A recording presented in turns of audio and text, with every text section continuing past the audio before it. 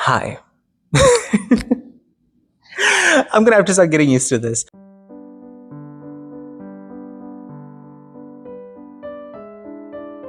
But welcome back to part two of this Sewing My Dream Collection series. And we have a lot on the agenda today. So I don't know if you remember from the previous video or part one, I said that we'll be making pants in this video. So if you want to check that video out, I don't know how to do it yet, but I'm sure I'll put the link in the description somewhere up here. So what we're going to start with, a bit of a spoiler alert. So I actually already made a pair of pants similar to this. And I do like the way that it fits, but I'm just not a fan of some of the finishes that I've done on this particular pair of pants. So if you remember in the first video, I also mentioned that I'll be revisiting some of my older designs and making them better.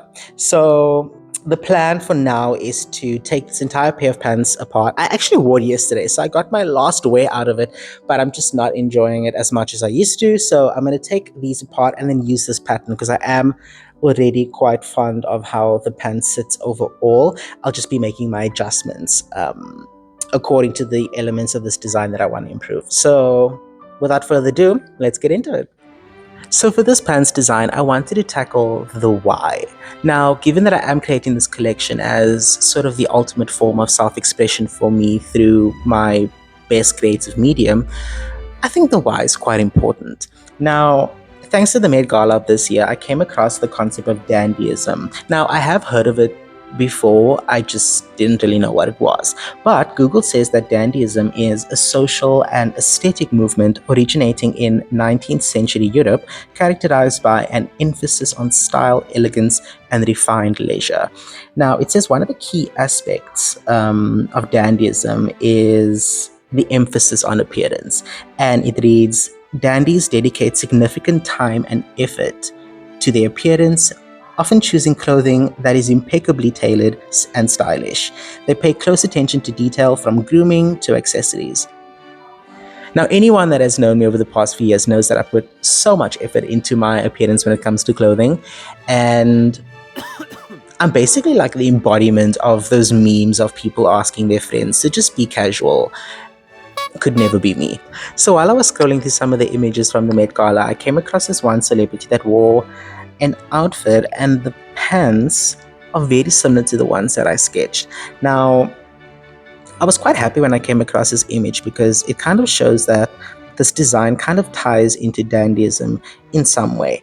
And why in particular it excited me was because I do deeply resonate with that aspect of dandyism when it comes to putting emphasis on your appearance. Now, for me, I know my body type, and because of that, I tend to always gravitate towards wide leg pants instead of straight cut or slim fitting pants. And I just think that these pants are going to be the perfect basic item for me. It might not be the most everyday pair of pants, yes, but it's definitely going to be a good basic for me to continue building my outfits from. So I'll be very keen to see how I channel these pants in other garments that I'll be designing and making throughout this series.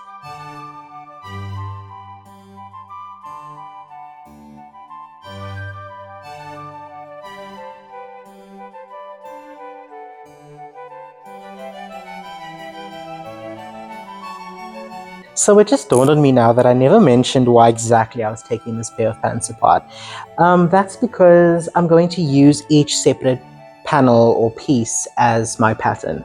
So like I mentioned, I know that this pair of pants already fits me quite well. And because it fits me well, there's not really any reason for me to make a pattern like completely from scratch. So yeah, just a little bit of a sustainable practice that I do. And these little pieces afterwards, I can do smaller projects with at some point. So right now I'm just ironing my pattern pieces down so that it makes it a bit easier for me to transfer the pattern onto cardboard. And if you can get it as flat as possible, you can also draft it as accurately as possible. So now that I've taken apart the primary pieces of this pair of pants, I'm just going to transfer them over onto some cardboard. Reason being, one second, is so that if I choose to make this pair of pants again in the future, or kind of do a variation of it, I have the option of just referring back to this pattern instead of having to repeat this entire process again.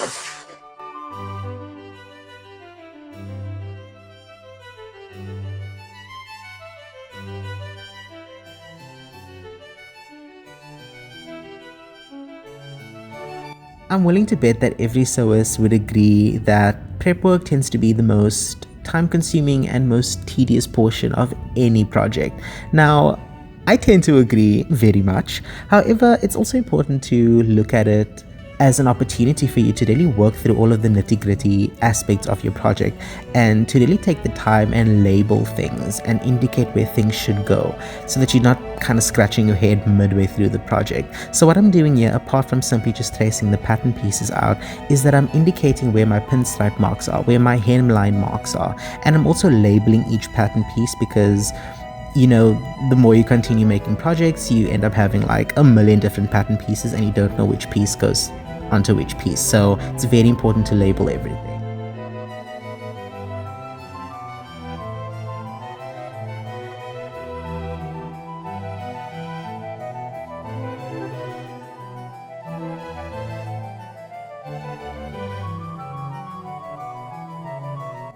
So I've just finished drafting all of my pattern pieces. I have my waistband, front panel, back panel, and also some of these sort of smaller panels for the fly and zip area of the pants. So I'm going to cut these out first and then we can move on to the fabric.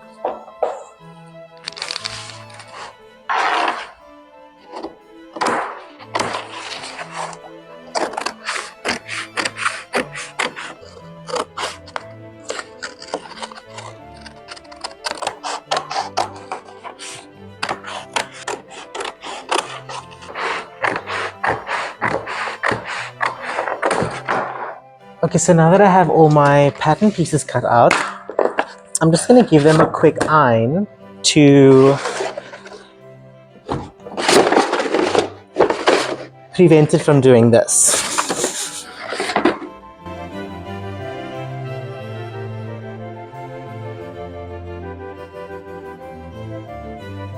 So to save some time on this particular step, I'm actually going to cut all 4 pairs of pants at the same time.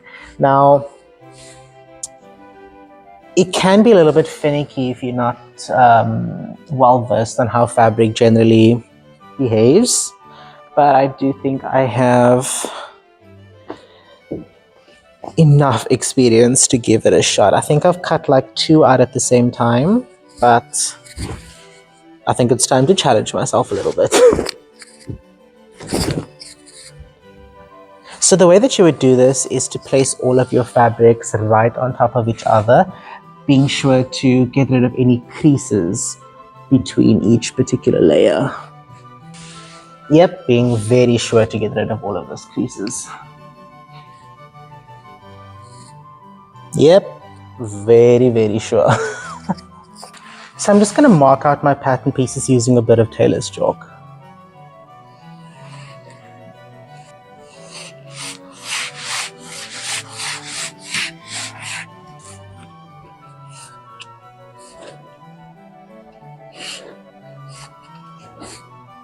So this is effectively 8 layers of fabric because I've taken each one and folded it in half.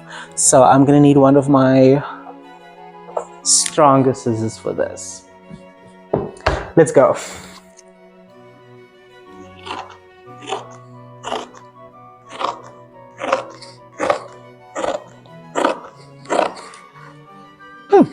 I'd say it's cutting quite nicely.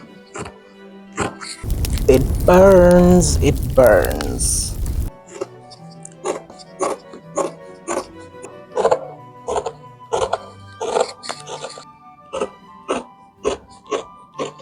Whew. And that's only one panel. Anyways, let's move on to the next.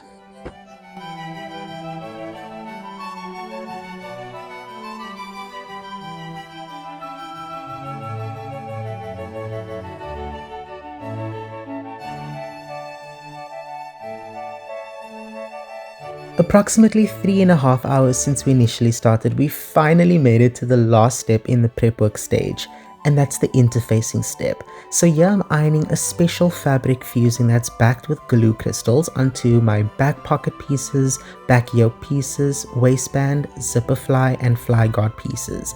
This fusing kind of just stabilizes the fabric by giving it body for sections of your garment that you either need to have be very crisp or be able to withstand strain over time in one way or another.